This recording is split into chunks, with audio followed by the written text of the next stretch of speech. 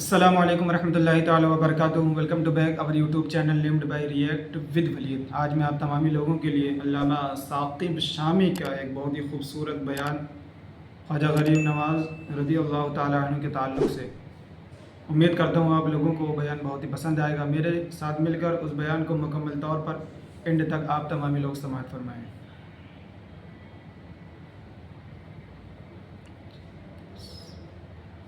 خواجہ غریب نواز کے متعلق کہا گیا. خواجہ غریب نواز کا مقام کیا ہے؟ ایک نوجوان خواجہ غریب نواز جب نئے آئے نا اجمیر شریف میں تو خیمہ لگایا ہوا تھا خواجہ غریب نواز نے.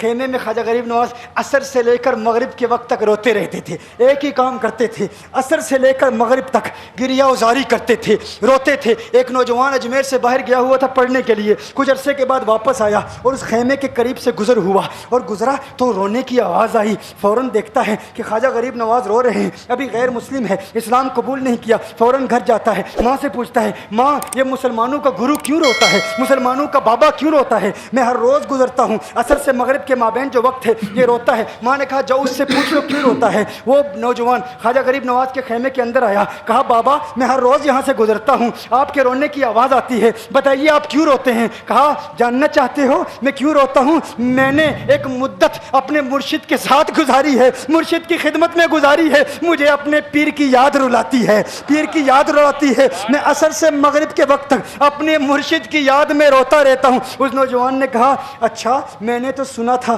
کہ انسان کو جب درد ہوتا ہے, تکلیف ہوتی ہے تو تکلیف انسان کو رلاتی ہے, آپ کو تو محبت ہے, یہ محبت میں بھی انسان کو رونا آتا ہے؟ کہا ہاں ہے نوجوان, انسان محبت میں بھی روتا ہے. کہا تو پھر مجھے بھی رونا ہے, میں بھی رونا چاہتا ہوں, مجھے بھی رونا سکھا دیجئے, مجھے بھی رونا سکھا دیجئے. کہا تو رونا چاہتا ہے؟ رونا چاہتا ہوں. کہا ٹھیک ہے, دو شرطیں ہیں, مسلمان ہو جا اور میرا مرید ہو جا. اس نے کہا میں ماں سے اجازت طلب کروں گا.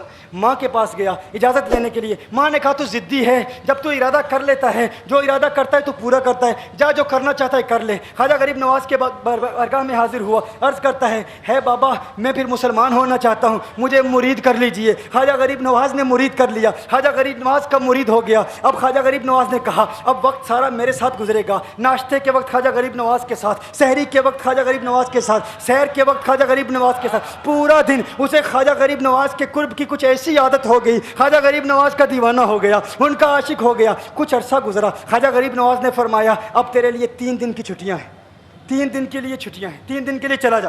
اس نے کہا مسئلہ ہی کوئی نہیں, ایشو ہی نہیں, پرابلم ہی نہیں, ٹھیک ہے 3 دن کے لیے چلا جاتا ہوں. اب جب 3 دن کے لیے گھر گیا, کہا 3 دن کے لیے تو اب مجھ سے ملاقات نہیں کر سکتا, مجھ سے ملنے کی اجازت نہیں ہے. اس نے کہا ٹھیک ہے نہیں ملوں گا.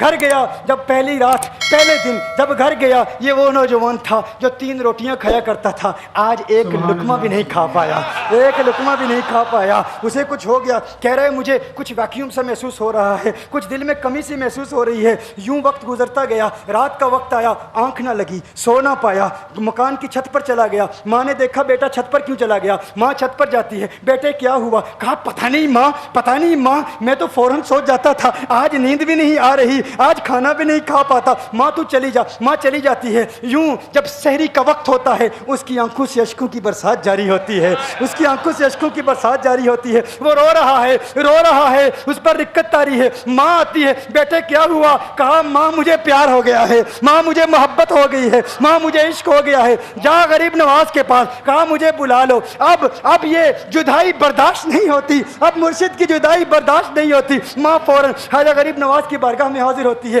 کہا میں نہیں جانتی ہے مسلمانوں کے بابا, تو نے میرے بیٹے کو کیا دے دیا, تمہارا تعلق نہیں سمجھ پاتی, تمہارا رشتہ نہیں سمجھ پاتی, لیکن وہ تو رو رہا ہے, کہتا ہے واپس بلا لو. خواجہ غریب نواز نے کہا نہیں ابھی وقت نہیں ہے, میں اپنی زبان میں کہتا ہوں. گویا کہ خواجہ غریب نواز نے کہا ہوگا ابھی تو ابتدائی عشق ہے, روتا ہے کیا, آگے دیکھ ہوتا ہے کیا. تیری تمنا تھی, تیری خواہش تھی کہ محبت میں رونے کی عادت ہو جائے, ابھی تو ابتدا ہے. ماں کو واپس بھیج دیا, کہا واپس چلی جا. اسے کہا ابھی اجازت نہیں ہے. وہ واپس چلی جاتی ہے, بیٹے کو بتاتی ہے کہ ہے میرے بیٹے وہ تو اجازت نہیں دے رہا. کہا ماں سن لے, اب اگر نہ بلایا تو میں مر جاؤں گا, یہ محبت مجھے مار ڈالے گی.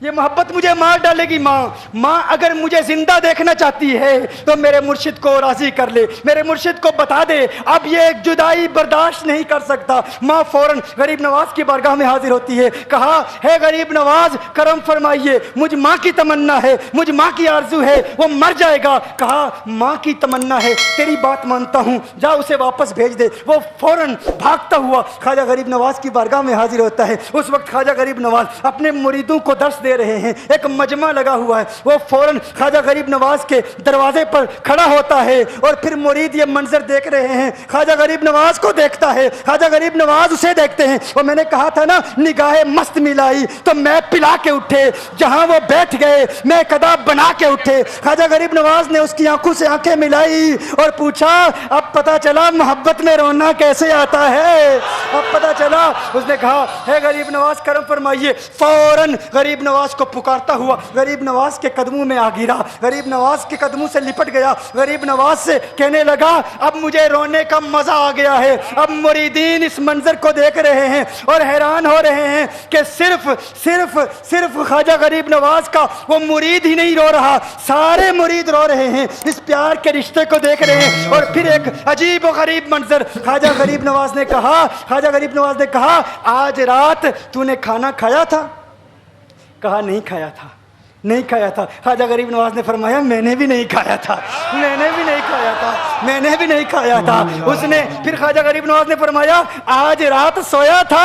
कहा, नहीं सोया था। कहा, आंख मुझे भी नहीं लगी, नींद मुझे भी नहीं आई। ये मंजर सब मुरीद देख रहे हैं, वो मुरीद भी रो रहा है और ख्वाजा गरीब नवाज की आंखों में भी अश्कों की बरसात जारी है। ये वो रोने वालों का मकाम है।